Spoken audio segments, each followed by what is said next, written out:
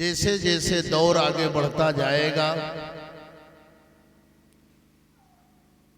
فتنوں کا طوفان اسی تیزی کے ساتھ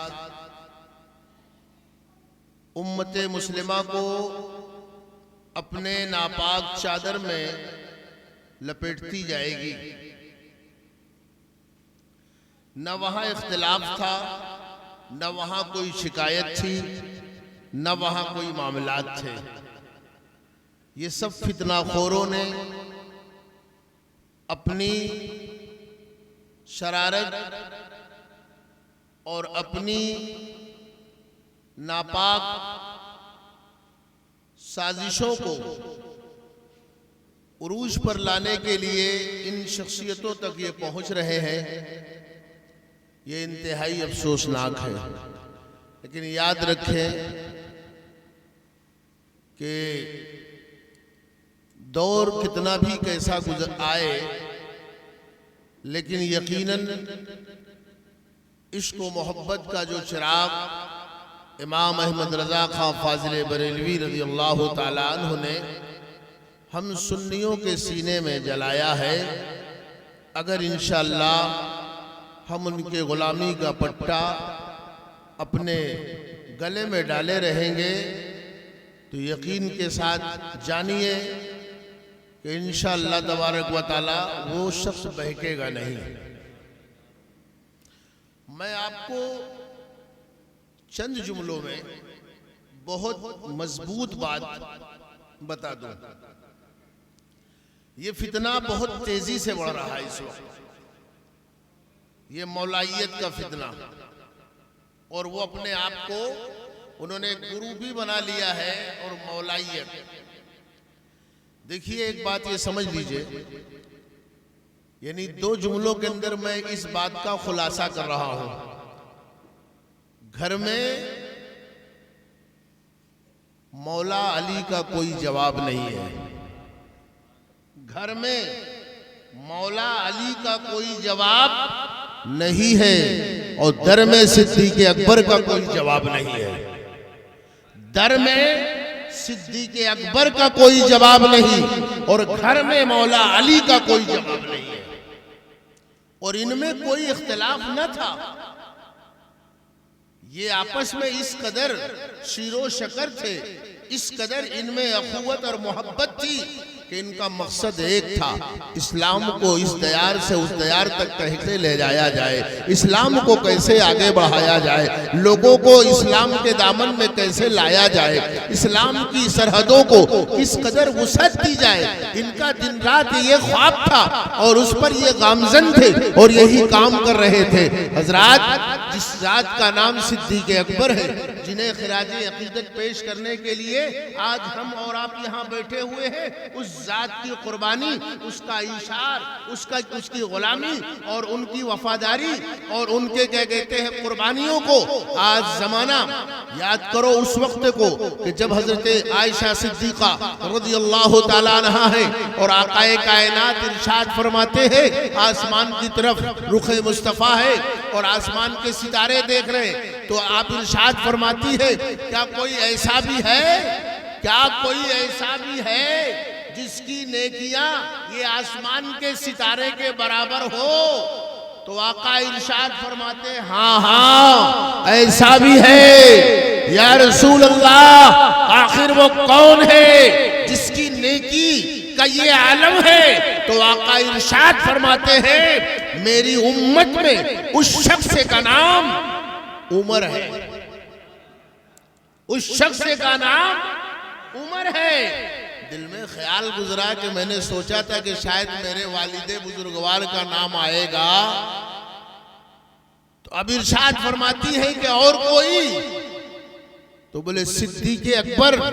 سنو اے عائشہ، تمہارے باپ کی ایک نیکی، تمہارے باپ کا ایک عمل، اور میری امت کے تمام عمل، اگر ان کے ایک عمل کو ایک پلے میں رکھ دیا جائے اور امت کے سارے عمل کو ایک پلے میں رکھ دیا جائے تو صدیق اکبر کا وہ ایک عمل بھاری ہو جائے گا، وہ بھاری ہو جائے گا۔ تو آپ بتائیے جس کو کہا گیا بعد الانبیاء بالتحقیق امیر المومنین ابی بکر الصدیق، انبیاء کے بعد اگر کسی کا مقام سب سے بلند ہے تو اس ذات کا نام صدیق اکبر ہے۔ نیابت مصطفیٰ کرنا آسان بات ہے؟ مصطفیٰ جانے عالم کی نیابت کرنا کوئی معمولی بات ہے؟ بتاؤ، جس منصب کو ساری کائنات کے نبیوں کے سردار نے سنبھالا ہو، جس منصب کو، اس منصب کو، آقائے کائنات کے اس عظیم منصب کو سنبھالنا کوئی معمولی کارنامہ نہیں ہے میرے بھائی۔ لیکن حضرت صدیق اکبر رضی اللہ تعالیٰ عنہ، اس ذات کا نام ہے کہ منکرین زکوٰۃ کا فتنہ ایک طرف منکرین زکوٰۃ کا فتنہ، ایک طرف مدعیان نبوت کا فتنہ، ایک طرف کیا کہتے ہیں اسلام میں خروج، اسلام میں کیا کہتے ہیں لوگ باغی ہو رہے ہیں، کہیں الگ شورشیں پیدا ہو رہی ہیں، کہیں سرحد اسلام پر شب و خون مارا جا رہا ہے۔ اس عالم کے اندر، ایسی کیفیت کے اندر، کہیں صحابہ کے دلوں میں ابھی غم ہے، اور غم کیوں نہ ہو سوا اللہ اکبر اللہ اکبر، کیونکہ جانے کائنات جو ابھی تشریف لے گئے ہیں، تو بولو غم نہیں ہوگا کہ جانے کائنات ابھی ہی تشریف لے گئے ہیں۔ ایسے موقع پر، ایسے نازک موڑ میں آپ سوچو، ایک طرف منکرین زکوٰۃ ہیں اور وہ کہتے ہیں ہم نماز پڑھیں گے، ہم روزہ رکھیں گے، ہم حج کریں گے، لیکن ہم زکوٰۃ نہیں دیں گے، اپنے مال کی زکوٰۃ ہم ادا نہیں کریں گے۔ حضرت صدیق اکبر ارشاد فرماتے ہیں میں ان سب سے جہاد کروں گا اس وقت تک کہ اونٹ کی ایک نکیل بھی اگر زکوٰۃ میں آتی ہے تو اس زکوٰۃ کو انہیں لے کر کے ان سے رہوں گا۔ مجھے اس بات کا کوئی غم نہیں ہے کہ مدینے میں بسنے والوں کے جسم کے گوشت جنگلی جانور آ کے کھا جائیں، اس کا مجھے غم نہیں ہے، لیکن فرمان مصطفیٰ پر اگر انگلی اٹھے گی تو صدیق اکبر اسے برداشت نہیں کر سکتا ہے، اسے برداشت صدیق اکبر نہیں کر پائے گا۔ حضرت فاروق اعظم ارشاد فرماتے ہیں کہ میں اپنے آپ کو بڑا شدت والا، بہت کیا کہتے ہیں غضب والا سمجھتا تھا، اور انہوں نے جا کر کے کہا یا امیر المومنین ابھی یہ نازک وقت ہے اور آپ کیا ہے اپنے فیصلے پر نظر ثانی کریں، ہم ان سے جہاد کریں گے۔ حضرت اسامہ کا لشکر ابھی کیا کہتے ہیں نکلا ہی ہے، اسے روکنے کے لیے کہا گیا، اس لیے کہ حالات ناسازگار ہو گئے ہیں، آقا کے تشریف لے جانے کے بعد حالات ناسازگار ہے، اس لیے ابھی اسلامی لشکر کو آگے نہ بڑھنا دیا جائے۔ حضرت صدیق اکبر کہتے ہیں تم لوگ مجھے وہ مشورہ دیتے ہو، نبی پاک صلی اللہ تعالیٰ علیہ وسلم نے ان کے لشکر کو روانہ فرمایا تھا، اور کچھ ہی دور لشکر گیا تھا کہ فوراً خبر ہوئی کہ آقائے کائنات کی طبیعت علیل ہے، اس وجہ سے وہ لشکر رک گیا۔ اب جب وہ لشکر رک گیا اور بعد وصال کے بعد جب کچھ دنوں کے بعد حضرت صدیق اکبر نے کہا نہیں اس لشکر کو میں روانہ کروں گا، اس لیے کہ میرے یار نے، میرے مصطفیٰ کریم صلی اللہ تعالیٰ علیہ وسلم نے اس لشکر کو روانہ فرمایا تھا، اور زمانے نے دیکھا کہ جب کہتے ہیں خلیفۃ المسلمین آگے بڑھتے ہیں، اس کی رکاب پکڑتے ہیں، آپ پیدل جا رہے ہیں، اسامہ تم گھوڑے پر سوار رہو، میں پیدل چلوں گا، اس لیے کہ جب کوئی لشکر جاتا تھا تو آقا اسی طریقے سے اسے روانہ فرمایا کرتے تھے، اس لیے میں وہی انداز اپناؤں گا۔ یہ حضرت صدیق اکبر کا ایثار ہے میرے بھائی، اس لیے اختلاف وہاں نہیں تھا اور نہ ہے۔ یاد رکھو یہ زمانے کے یہ رافضی اور خارجی، رافضی اور خارجی، یہ دونوں جہنمی فتنہ خور، یہ دونوں جہنمی فتنہ خور، انہوں نے آج یہ فتنوں کو اس قدر کے کیا کہتے پھیلا دیا ہے کہ دیکھو آپ پورا کے پورا نیٹ پر جو کچھ بھی پروسا جا رہا ہے، نیٹ پر جو کچھ بھی مواد آپ کو دیا جا رہا ہے، ان میں سے یقین مانو 90% جھوٹ اور فریب کے سوا کچھ بھی نہیں ہے۔ 90% اس کے اندر فقط بکواس ہوتی ہے، لیکن کیا ہے بولنے والا سامنے بولتا ہے، سننے والے سمجھتے ہیں ہمارے یہاں بھی بہت سارے لوگ ایسے ہیں، بہت سارے لوگ ایسے ہیں، حضرت اس نے یہ کہا، حضرت اس نے وہ بولا، اس نے یہ دلیل دیا، اس نے یہ دلیل دیا۔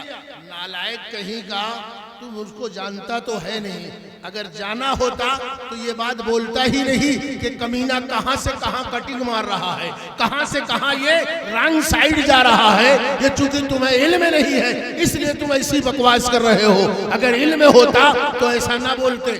میں نے جو قرآن پاک کی آیت تلاوت کیا ہے، اب آپ پہلے اسے سن لیں تاکہ پھر میں اپنی گفتگو کو مختصر انداز میں تھوڑا سا اور آگے بڑھا کر کے گفتگو کو مکمل کر دوں۔ محمد الرسول اللہ صلی اللہ تعالیٰ علیہ وسلم، محمد صلی اللہ تعالیٰ علیہ وسلم اللہ کے رسول ہیں۔ والذین معہ، اور وہ جو ان کے ساتھ،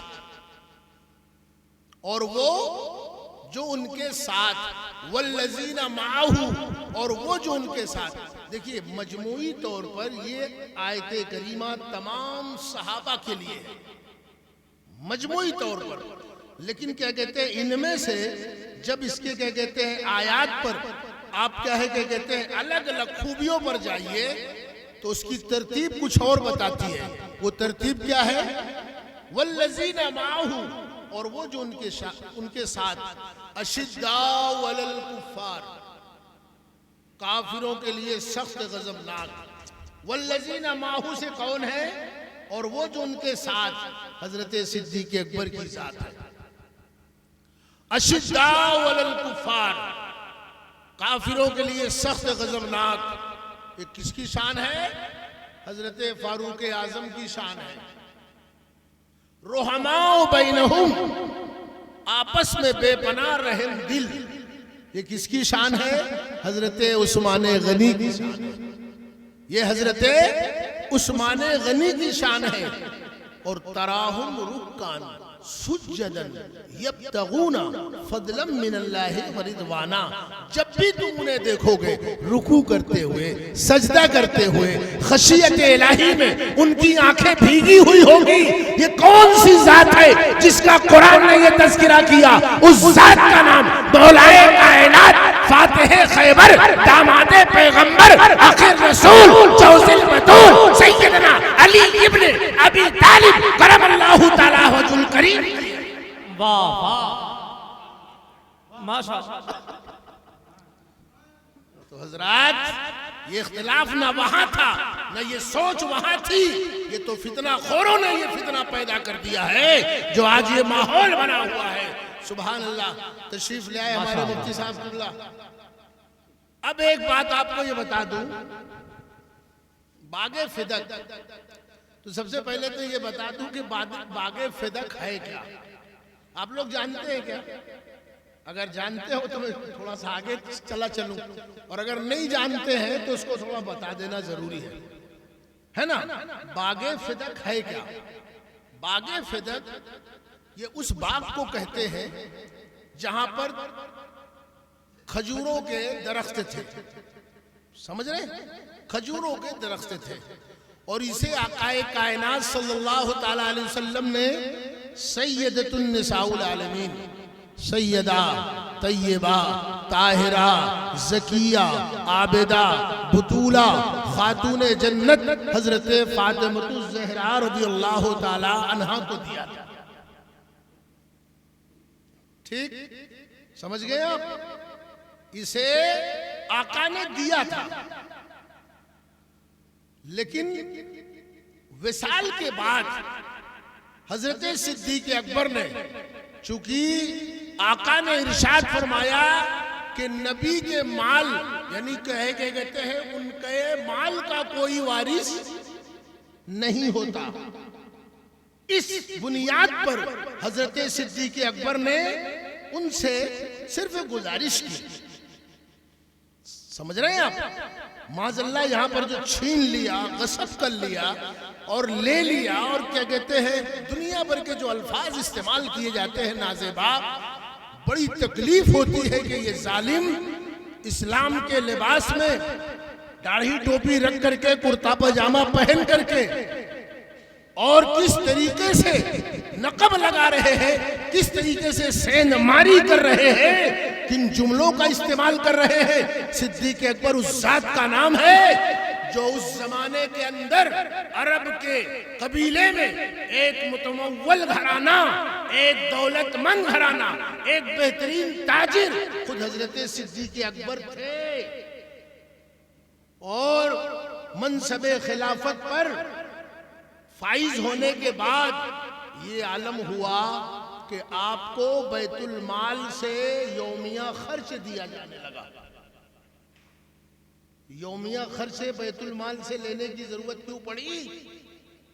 بولیے، بیت المال سے یومیہ خرچ لینے کی ضرورت کیوں پڑی؟ اور وہ بھی نہیں لے رہے تھے، گٹھری پیٹھ پر رکھتے، مدینے کے بازار میں جا کے کھڑے ہو کے بیچتے۔ صحابہ نے کہا امیر المومنین اس قدر کیا ہے کہ کہتے ہیں مصروفیات ہے آپ کے ساتھ، اور اس مصروفیت میں اگر یہ ٹائم جو آپ بازار میں خرچ کرتے ہیں، یہ ٹائم اگر آپ کا بچے گا تو بہت سارا قیمتی کام ہوگا، اس لیے آپ خرچ کے مطابق جتنا بس مختصر کے جس میں گزر ہو سکے اتنا آپ لے لیا کیجئے۔ بتائیے، سب کچھ قربان کیا جب نہ کیا کہتے ہیں یہ پوزیشن ہوئی، اگر قربان نہ کیا ہوتا تو یہ پوزیشن ہوتی، یہ غربت آ جاتی، نہیں ہوتا ایسا۔ تو اب آپ سوچئے، تو یہ ایک الزام ہے، سراسر الزام ہے۔ اور اب آ جائیے، یہ ظالم یہ نہیں سمجھتے۔ اچھا، میں آپ سے پوچھنا چاہتا ہوں کہ یہ بتائیے، انسان اپنی مرضی سے مرتا ہے یا خدا کے دیے ہوئے وقت کو گزار کر کے، اور جب اس کی قضا آ جاتی ہے تب جاتا ہے؟ بتائیے، آپ سے میں پوچھ رہا ہوں، بولیے، انسان اپنی مرضی سے مرتا ہے یا رب کی مرضی سے؟ آسان کر دیا تاکہ سمجھ میں آ جائے۔ رب کی مرضی سے، چاہے شہید ہو تو بھی، بولیے، شہید ہو تو، خودکشی کرے تو، مرضی اسی کی ہے، حال میں جس بھی جاؤ، ایسا نہیں ہے اس نے کہا کہ کہتے ہیں خودکشی کر لیا تو اپنی مرضی سے چلا گیا، نہیں، وہ جیسا ہونا تھا وہ سب اس کے مقدر میں لکھا ہوا تھا۔ ٹھیک ہے، سمجھ میں آ گیا نا؟ تو اب آپ غور کیجئے، حضرت صدیق اکبر کا وصال آقا کائنات صلی اللہ تعالی علیہ وسلم کے بعد سب سے پہلے کس کا وصال ہوا چاروں خلفاء میں؟ بولیے، حضرت صدیق اکبر کا۔ جی، حضرت صدیق اکبر کا۔ دوسرے نمبر پر کس کا وصال ہوا؟ حضرت فاروق اعظم کا۔ تیسرے نمبر پر کس کا وصال ہوا؟ حضرت فاروق اعظم بھی شہید ہوئے، حضرت عثمان غنی بھی شہید ہوئے۔ تیسرے نمبر پر حضرت عثمان غنی کا وصال ہوا، شہادت ہوئی۔ اور چوتھے نمبر پر مولا علی کی۔ چوتھا نمبر ہے کس کا؟ مولا علی کا چوتھا نمبر ہے۔ اب آپ بتائیے، اگر کیا ہے صدیق اکبر، اگر حضرت علی خلیفہ اول ہوتے تو یہ جو ترتیب سے ان کی عمر شریف ہے اس اعتبار سے کسی کو موقع ملتا؟ نہیں ملتا نا، کسی کو موقع ملتا؟ تو اس میں مرضی مولا ہے، خدا کی مرضی یہی ہے، خلیفہ اول صدیق اکبر ہو، خلیفہ دائم عثمان حضرت عمر فاروق ہو، خلیفہ ثانی حضرت ذوالنورین ہو، اور خلیفہ چہارم حضرت مولا علی ہو۔ واہ! اسی لیے اعلیٰ حضرت عظیم البرکت مجدد دین و ملت ارشاد فرماتے ہیں، اصدق الصادقین سید المتقین، چشم گوشے وزارت پہ لاکھوں سلام، چشم گوشے وزارت پہ لاکھوں سلام۔ یہ صدیق اکبر، میاں جہاں دیکھو جلوہ صدیق اکبر نظر آتا ہے، جدھر دیکھو جلوہ صدیق اکبر نظر آتا ہے۔ مدعیان نبوت کا معاملہ ہو کم و کم تو وہاں دیکھو صدیق اکبر کا جلوہ دکھ رہا ہے، ادھر دیکھو منکرین زکات ہے، صدیق اکبر کا جلوہ نظر آ رہا ہے۔ 2 سال چند مہینے میں وہ کام کیا ہے صدیق اکبر نے، وہ کام کیا ہے کہ رہتی دنیا تک ان پر سلام بھیجا جاتا رہے گا. اہل محبت، اہل وفا ان پر سلام بھیجتے رہیں گے انشاءاللہ تبارک و تعالی. یہ کافر کیا سمجھتے ہیں جو اپنے دل میں ہنستے ہیں؟ ابھی تو کربلا کا آخری میدان. بہت اچھے، بہت اچھے. یہ اللہ یاری ایک خبیث بہت فراٹے کے ساتھ عربی بولتا ہے، بہت فراٹے کے ساتھ عربی بولتا ہے، اور کٹنگ وہ خبیث ایسی مارتا ہے کہ جیسے ہی سوال کی گرفت میں آتا ہے تو خبیث کہتا کیا ہے.